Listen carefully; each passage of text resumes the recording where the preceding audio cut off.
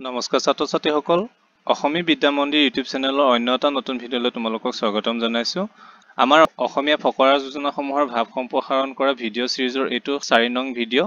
ইয়াৰ আগৰ ভিডিঅ'সমূহত অন্যান্য ফকৰা যোজনাসমূহৰ ভাৱ সম্প্ৰসাৰণ কৰা হৈছে। সেই ভিডিঅ'সমূহ তোমালোকে ডেছক্ৰিপচন লিংকত প্লেলিষ্ট পাই যাবা। সেই প্লেলিষ্টত গৈ প্ৰয়োজনীয় ভাৱ সম্প্ৰসাৰণ কৰাটো চাই ল'বা। এতিয়া আহা আজিৰ আলোচনালৈ আগবাঢ়ো।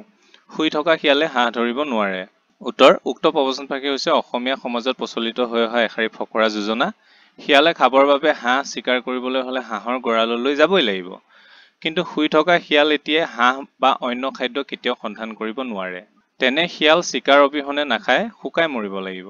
এই একেই কথা মানুহৰ ক্ষেত্ৰতো প্ৰয়োগ কৰিব পাৰি। কষ্ট নকৰিলে বিচৰা বস্তুটো কেতিয়াও হাতত আহি নপৰেহি। কাম্য বস্তুটো পাবলৈ হলে কষ্ট কৰিবই লাগিব।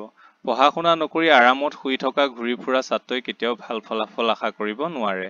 কষ্ট নকৰিলে মুখ নভৰে।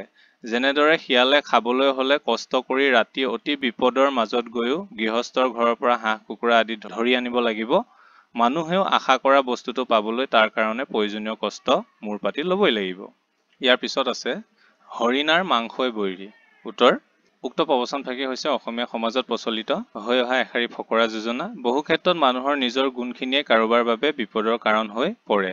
হৰিণাৰ মাংস খাবলৈ বৰ সোৱাদ, গতিকে মাংসৰ কাৰণে হৰিণাক বধ কৰিবলৈ চিকাৰী বাঘ আদি টিঘিল গিলাই ঘূৰি ফুৰে, যাৰ কাৰণে হৰিণাবোৰৰ জীৱন ধাৰণ তেনেই বিপদসংকুল হৈ পৰে। বিশেষকৈ নিৰীহ লোকৰ কাৰণে এই সমস্যাটো অধিক। সমাজত এনে বহুতো নিৰীহ লোক আছে যিবোৰৰ নিজৰ সম্পত্তিখিনিয়ে তেওঁলোকৰ কাৰণে বিপদৰ কাৰণ হৈ পৰে।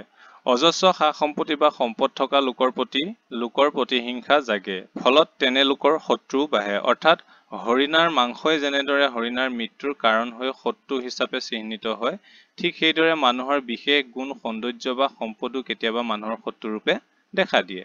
ইয়াৰ পিছত আছে হস্তিৰো পিছলে পাও সজনৰো বুৰে নাও। উত্তৰ উক্ত প্ৰবচন ফাকি হৈছে অসমীয়া সমাজত প্ৰচলিত হৈ অহা এষাৰি ফকৰা যোজনা। হাতী হল এক বৃহদাকায় জন্তু আৰু ই খোজ কাঢ়োতে ভৰি পিছলি যোৱাৰ সম্ভাৱনা খুবেই ক্ষীণ। তথাপি কেতিয়াবা হঠাতে খোজ কাঢ়োতে এনে বিঘিনি ঘটি যায় যে হাতীৰ ভৰিও পিছলি যায়। সৎ ব্যক্তিয়ে সদায় আনৰ হিত চিন্তাই কৰে আৰু সহজ জীৱন যাপন কৰে। তেওঁলোকে অতি সাৱধানেৰে নৌকা যাত্ৰা কৰে, গতিকে তেওঁলোকৰ পানীত বুৰ যোৱাৰ সম্ভাৱনাও একেবাৰে ক্ষীণ। তথাপি কেতিয়াবা তেনে ব্যক্তিকো এনে বিপদে লগ দিব পাৰে যে সাৱধানে চলোৱা নাও ডুব যাব পাৰে। অতি সাৱধানতা অৱলম্বন কৰা তথা সৰল জীৱন যাপন কৰা ব্যক্তিকো কেতিয়াবা দুৰ্ভাগ্যই লগ দিব পাৰে। বিপদ সংকট সকলোৰে ভাগ্যত থাকে, গতিকে কেতিয়াও বিপদত নপৰিম বুলি অহংকাৰত উফন্দি থকা উচিত নহয়। হাতীৰ দৰে শক্তিশালী ভৰিৰ গৰাকীও খোজ কাঢ়োতে যিদৰে ভুল হৈ পিছল খাব পাৰে, অতি নিৰ্ভুল ব্যক্তিৰো কেতিয়াবা ভুল হৈ যাব পাৰে। সাৱধানী ব্যক্তিও অসুবিধাত পৰিব পাৰে। ইয়াৰ পিছত আছে ভুকুতে কল নপকে। উত্তৰ উক্ত প্ৰবচন ফাকি হৈছে অসমীয়া সমাজত প্ৰচলিত হৈ অহা এষাৰি ফকৰা যোজনা। যিকোনো কাম এটা সম্পন্ন হৈ উঠিবলৈ ইয়াক পৰ্যাপ্ত সময়ৰ প্ৰয়োজন হয়। ইয়াক একেষাৰে হৈ উঠক বুলি জোৰ দিলেই নহয়। কেঁচা কল এটা তৎক্ষণাত পকাবলৈ ভুকু মাৰি দিলে ই লগে লগে নপকে, বৰং ই পচাৰহে সম্ভাৱনা থাকে। ঠিক তেনেদৰে নিৰ্দিষ্ট সময়তকৈ আগতে জোৰ কৰি কোনো এটা কাম সিদ্ধি কৰিব বিচাৰিলে ই পণ্ড হোৱাৰহে সম্ভাৱনা বেছি। সময়তকৈ আগত ই মুঠেও সম্পূৰ্ণৰূপে হৈ নুঠে। একেদিনাই কোনো এজন মানুহে পণ্ডিত হৈ উঠিব নোৱাৰে। একেৰাহে চলা দীঘলীয়া পৰিক্ৰমাৰ ফলতহে মানুহে তেনে গুণবোৰ আয়ত্ব কৰিব পাৰে।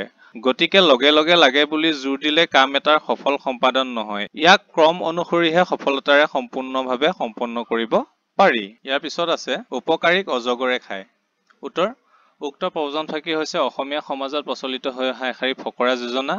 অকৃতজ্ঞ লোকসকলে উপকাৰী লোকৰ উপকাৰ স্বীকাৰ কৰাৰ পৰিৱৰ্তে পাছত বৰং তেওঁলোকক অপকাৰহে কৰে।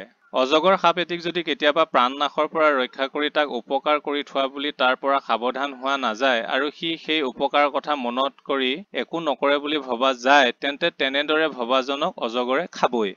অজগৰে কেতিয়াও উপকাৰৰ মূল বুজি নাপায় আৰু সেয়ে তাৰ পৰা কৃতজ্ঞতা আশা কৰিও লাভ নাই।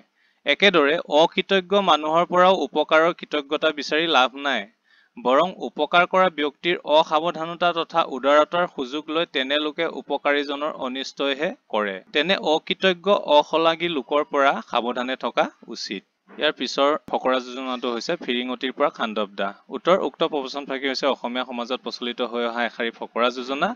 সামান্য একোটা কামৰ পৰাও একোটা ডাঙৰ ঘটনা সংঘটিত হৈ যাব পাৰে। সাধাৰণ ফিৰিঙতি এটিৰ পৰা যেনেদৰে সমগ্ৰ অৰণ্যত জুই লাগি গোটেই অৰণ্য পুৰি ছাৰখাৰ হ'ব পাৰে, ঠিক তেনেদৰে সৰু একোটা ভুলৰ পৰিণতিয়ে বিৰাট ধ্বংসকাৰ্যৰ কাৰণ হ'ব পাৰে। গতিকে সামান্য ঘটনা বা বস্তু বুলি একোকে অৱমাননা তথা অৱহেলা নকৰি তাৰ প্ৰতি প্ৰাৰম্ভণিতে সজাগ হৈ থাকিব লাগে, যাতে সেই সামান্য ঘটনাটোৰ পৰাই ডাঙৰ অঘটন হ'বলৈ নাপায়। ইয়াৰ পিছত আছে একতাই পৰম বল। উত্তৰ: উক্ত প্ৰবচন ফাঁকি হৈছে অসমীয়া সমাজত প্ৰচলিত হৈ অহা এষাৰি ফকৰা যোজনা। বহুজনে লগ হৈ কোনো কাম কৰিলে যিকোনো কামত সহজে কৃতকাৰ্য হ'ব পৰা যায়। সকলোৰে ঐক্যবদ্ধ প্ৰচেষ্টাৰে যি শক্তি পোৱা যায়, সেই শক্তি বেছ প্ৰবল হয়। অকলে গধুৰ বস্তু এটা দাঙিব নোৱাৰি, কিন্তু বহুজনে মিলি তাক সহজে সমাধা কৰিব পাৰি। ইয়াৰ দ্বাৰা এয়াই ক'ব বিচৰা হৈছে যে মিলি থাকিলে শত্ৰুৱে বলে নোৱাৰে। ভাই ককাই মিলি থাকিলে দুষ্ট লোকে তেওঁলোকৰ অনিষ্ট কৰিব নোৱাৰে। গতিকে একতাতকৈ বেছি শক্তি কোনো উৎসতে নাই। প্ৰিয় ছাত্ৰ ছাত্ৰীসকল, ভাৱ সম্প্ৰসাৰণ কৰা চিৰিজটো ইমানতে শেষ হৈছে। তোমালোকৰ ষষ্ঠ শ্ৰেণীৰ পৰা দশম শ্ৰেণীলৈ অন্য বিষয়ৰ কোনো পাঠৰ যদি প্ৰশ্ন উত্তৰ প্ৰয়োজন হয়, তেন্তে আমাৰ এই চেনেলটোৰ যোগেদি লাভ কৰিব পাৰিবা। সেই চেনেলটো ছাবস্ক্ৰাইব কৰি তোমালোকৰ প্ৰয়োজনীয় প্ৰশ্ন উত্তৰসমূহ সংগ্ৰহ কৰি ল'বা। ধন্যবাদ।